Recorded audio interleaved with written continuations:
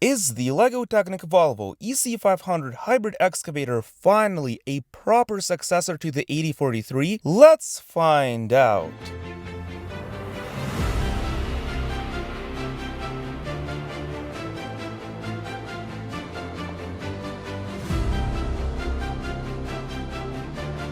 When LEGO introduces a motorized excavator, it is a historic event. 15 years ago, we got the legendary 8043 motorized excavator, which had only 4 motors and a gearbox to control 6 different functions. The Liebherr excavator of 2019 was a massive beast with 7 individual motors. Does this new one live up to its previous counterparts? Its complex gearbox, coupled with some brand new actuators, make it quite the beast. To understand how it works, let's start with the box, which contains 2,795 pieces. Let's open it up and see what's inside. We get 16 numbered bags, 2 large instruction booklets which contain some information about the design process of the set, no information on the designer unfortunately. The sticker sheet looks phenomenal, and we also get the following brand new bucket. Imagine making a large bucket wheel excavator with this. Of course, we also get the large powered up motor as well as the basic battery box. There is also this new half-square triangular panel. Let's start putting together this massive machine with the chassis. After you connect the frames together, put some small rims on the frictionless pins. Once you've got that out of the way, attach this sprocket onto the frame. Do the same thing on the other side, and would you look at that? We're getting a construction from studded Technic bricks, which I haven't seen in a while. Secure it onto the chassis, expand it outward with a frame, and then put a central module here which will hold the turntable. You're gonna want to build another one of those tank legs and secure it onto the main build. Reinforce it with a frame and attach a turntable here, connect the tracks, and here we have the chassis. Note how it's composed primarily out of Technic frames, and there is 0 drivetrain here, 0 gears. Let's start working on the superstructure by connecting a beam structure to the turntable. You guessed it, several more frames connect here. I kind of wish that frames were never introduced into LEGO Technic. I certainly prefer building without them. A bunch of beams are stacked on top of each other. It reminds me of a breadboard. There's even a linear clutch here, which you can obviously replace with a 3-stud axle extender, and I highly recommend you doing so. There's more gears here at the front. Essentially, we're splitting the motion to be transferred to the bottom 2 linear actuators. Attach them right over here. They were originally introduced in the Liebherr and appear in black for the first time in this set. Go to the back of the superstructure, add another linear clutch, which you can just easily replace, and connect several more gears here. Now comes the best, most advanced, and most fun part, which is inserting the 4 driving ring axles with gears for each of the 4 motorized functions. A stack of flip-flop beams connects to the other side to reinforce the gearbox, followed by another set of gears. Doesn't this just look fascinating? Here's the cover. It's got a single lever which can slide to engage into the various driving rings. Next, attach a small switch to the battery box inserted directly under the gearbox along with the motor. At this point, test the model to make sure it all works perfectly. The arm is composed of some triangular panels, and as you can see, there will be several axles passing inside the arm. Connect another axle on top and insert a long linear actuator here responsible for the middle section. Look at this gorgeous gear module. I'm far more impressed with gear modules like this rather than the construction of a car door. You want to slide the arm right in front of that gearbox and connect those bottom 2 actuators to the arm. Build the following cover modules and start paneling up the body. Build the little cabin, attach an openable door, and there is many more panels you have to attach here. When you cover it all up completely, you can no longer see any of the internal mechanisms. So let me know if you like smooth paneling or if you prefer the more open look of LEGO Technic from the late 2000s. The last section of the arm uses the mid-size black actuator originally introduced in the CAT D11 bulldozer. Attach it to the excavator and then build the attachment clamp. As you can see, rotating the axle will either lock or unlock it. You can connect either the digging bucket or the hammer module. For now, let's connect the bucket to the excavator. Before we look at the functions, make sure to subscribe and turn on notifications for more early reviews of LEGO Technic, and I even motorized the set to make it full RC. No pressure though.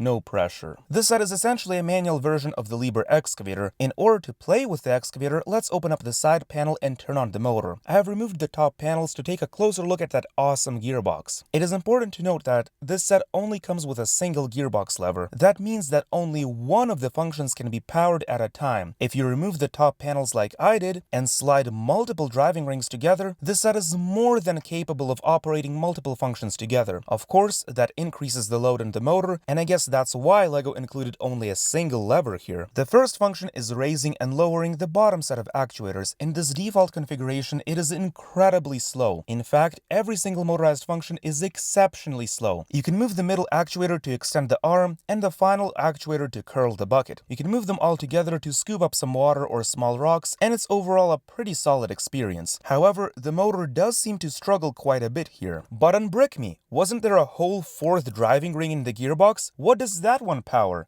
I'm glad you asked. It motorizes the bucket attachment clamp. That's it. Nothing more. You activate it to release the clamp, and now you can attach a different module like this hammer. There is literally a ball pin here that allows you to manually disconnect the bucket module. You do not need to ever activate the motor. That's when you realize this function is absolutely useless. Furthermore, look at the hammer. It requires you to spin the small gear in order to make the hammer go up and down. It requires a full 360 degrees for just one hammer movement. Moving it by hand is incredibly tedious. Why not make that bucket attachment axle power the hammer instead? Seems like a missed opportunity to me. Maybe this function was too complicated. Maybe that's what was originally planned, but due to unexpected issues, the axle was simply changed to the bucket attachment.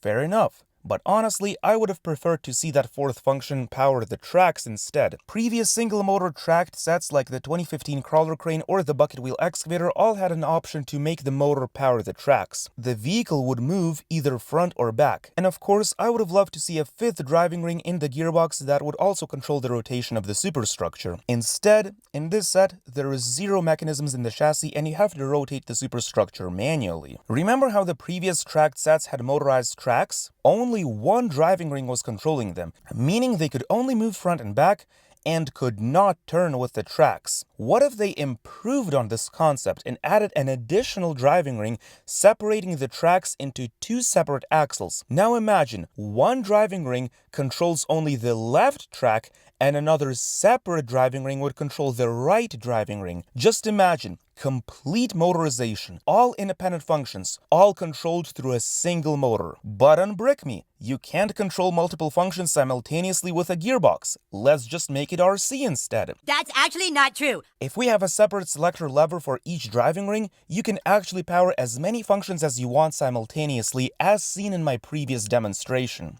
Check the state bylaws. It's important to note that the way the chassis is built using those new Technic frames actually makes it impossible to easily access the sprocket axle. So if you want to make yours RC, you will find it difficult to add motors to the chassis. I certainly had to rebuild my chassis for my RC mod. To be honest, modifying my set for the full RC mod required about 6 hours work on the chassis and a measly 30 minutes on the superstructure. The superstructure is just optimized for motors. You can literally just rip out the gearbox and add motors to each respective axle. It's very easy. Something I have to show you is that this set is not like the Liebherr Excavator. It is not a simple manual version of the RC Liebherr R9800. This set is like twice as small. In fact, the chassis and superstructure sizes are identical to the 2015 crawler crane. The 2015 crawler crane also had a single motor and 4 functions. However, they were distributed slightly different. 2 of the functions were moving the crane itself, 1 was for rotating the superstructure, and another was for moving the tracks. I personally vastly prefer this distribution of functions as opposed to having them all just in the arm. Furthermore, the crawler crane actually came with 2 gearbox levers instead of 1, meaning you could truly operate functions simultaneously. You could also make it move and have the superstructure turn simultaneously, and it was very fun to watch happen, especially when you remembered that it only had 1 motor. So here's what I want you to remember. Do not expect a Liebherr Excavator. Do not expect that massive size with full RC capabilities and 7 motors. Instead,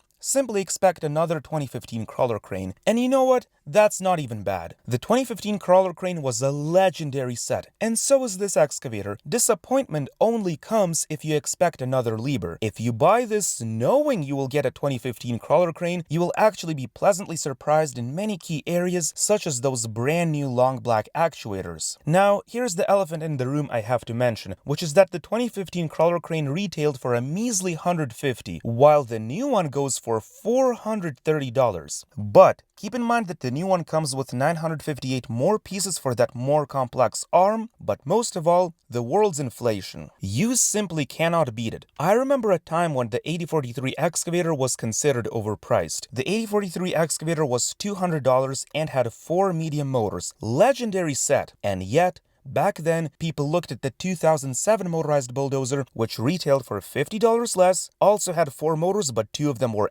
XL instead of 4 of them being medium, and the bulldozer actually contained 261 more pieces than the 8043. The point is, throughout the history of Technic, fans will always reference an older set, point out how it was a better deal, and complain about the new one. Instead, what we need to accept is that inflation is inevitable. Also, when it comes to the price of the excavator, as Badger would say, price is the price, yo. if you want to see how you can motorize this set, give it much more torque and full RC capabilities, then click on my full RC mod in the top left corner. This is your Unbrick Me here, and I'll see you in the next one.